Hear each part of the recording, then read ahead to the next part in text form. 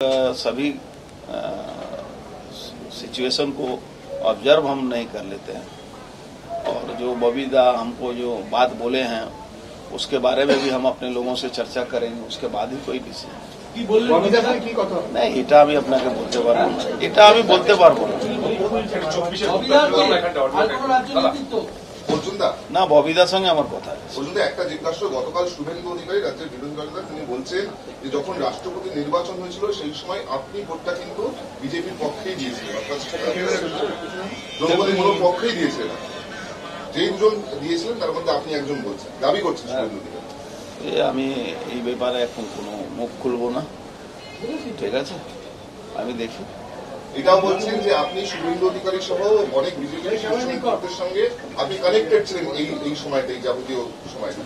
দেখুন, আমি একটা জিনিস জানি, আমি যেদিন থেকে বিজেপি এমপি হয়েছিলাম, বিজেপি প্রধানমন্ত্রী যখন দলের নেতাদের সঙ্গে কথা বলতেন বা এমপিদের সঙ্গে মিটিং করতেন, ওখানে একটা জিনিস শেখানো হতো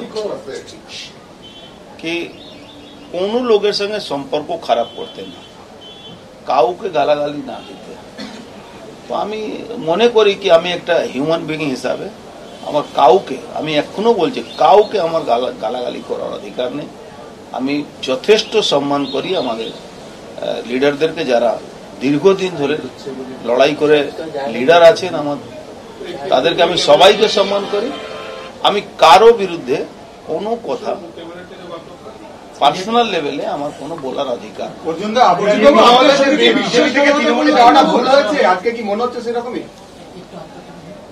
না। দেখুন, কি ভুল কি ভালো সেটা তো সময় বলবে। এখন এই মুহূর্তে ভুল ভালো শখ কিছু ছিলাম নিশ্চয়ই কালকে, এখন একটু শখ থেকে বেরিয়েছি। শখের জায়গা, শখ যেটা হয়েছিলাম সেটা একটু কেটেছে। কেন কিভাবে কাটলো? কেন শখ কেন কাটলো এটা তো কোনো ওষুধ নেই।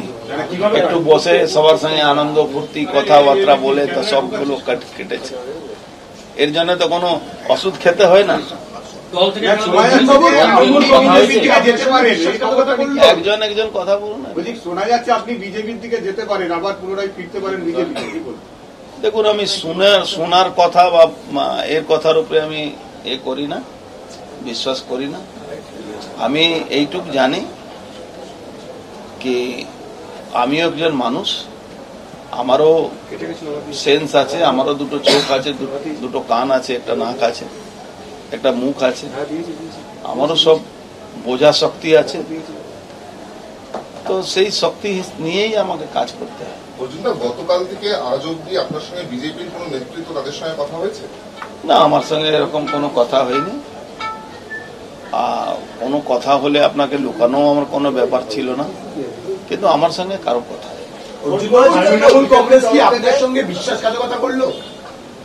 দেখুন, কালকে আমি যা বলার বলে দিয়েছি, আজকে নতুন ভাবে আমি কিছু বলতে চাইছি।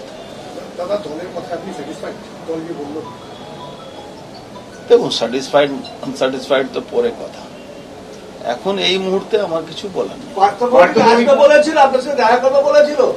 পার্থভৌমিক সঙ্গে আজকে টাইম করেছিল, কিন্তু আজকে বিজি আছে, তো হয়তো কালকে আমার সঙ্গে কথা কি বলেছে? আমার বাড়িতে এসে কথা বলবে, চায় খাবে, গল্প করবো। আমরা তো পুরনো বন্ধু না।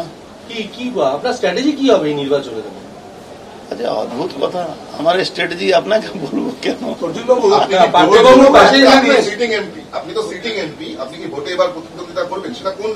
না না, সিটিং এমপি আছি, তাই তো পার্থভৌমিক আমার কাছে আছে যে লড়াই করবে, সে সিটিং এমপি কাছে আসবে, চায় খাবো। আমরা বহুদিন ধরে আমার এখানে আসিনি, কেন বড় নেতা হয়ে গেছে, তো এখন আসবে, কালকে কথা বলবো, একটু পুরনো গল্পগুলো হবে। हिंदी भाषाभाषी के आप सबसे बड़े नेता हैं यहाँ पर, क्या यहाँ देखो, बंगाल में हिंदी और उर्दू और बांग्ला भाषी वाला बात आप बोल के बिना मतलब का वो सब फालतू वाला काम मत कीजिए। यहाँ के बंगाल के सभी लोग भारतवासी हैं और बंगाल के बंगालवासी हैं।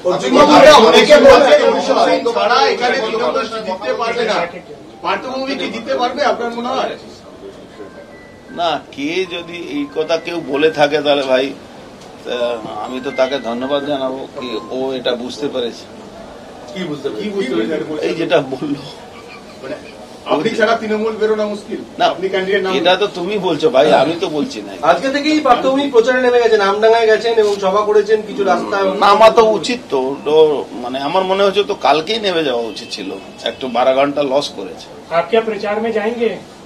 अरे अभी नहीं, अगर प्रचार में मुझे बुलाएगा पार्टी तो मुझे जाना ही चाहिए। কি ভূমিকা হবে আপনার এই লোকসভা নির্বাচনে? भूमिका क्या है, भूमिका तो एक राजनेता जो होता है उसको राजनीति करने के लिए सब भूमिका तो करना ही पड़ता है ये चुनाव পুরো में। দায়িত্ব কি দিল আপনাকে কালকের পর থেকে যে अरे ভোট দেখাই হলো না তো দায়িত্ব কি করে। দলের তরফ থেকে কিছু বলেছে? শুভেন্দু অধিকারী বলছেন আপনি তৃণমূলে ফিরে আসার পর কোনো বিজেপির উপর অত্যাচার করেননি এবং নিজের ছেলেকেও তৃণমূলে আনার চেষ্টা করেননি, আপনার পক্ষে কথা বলেছেন। না, আমি তো বললাম আমি কোনো এই ধরনের কাজের পক্ষপাতী নই। আমি কারো উপরে অত্যাচার হোক, কোনো উপরে গন্ডগোল হোক, এইটা আমি পক্ষপাতী না। আচ্ছা, বিজেপি ছাড়া কি অন্য কোনো দল আপনার কাছে আপনার সঙ্গে যোগাযোগ করেছিল প্রার্থী হওয়ার জন্য বা দলে যোগদান করার জন্য? আমি তো বললাম কেউ আমার সঙ্গে এরকম এই ব্যাপারে কোনো যোগাযোগ করেনি।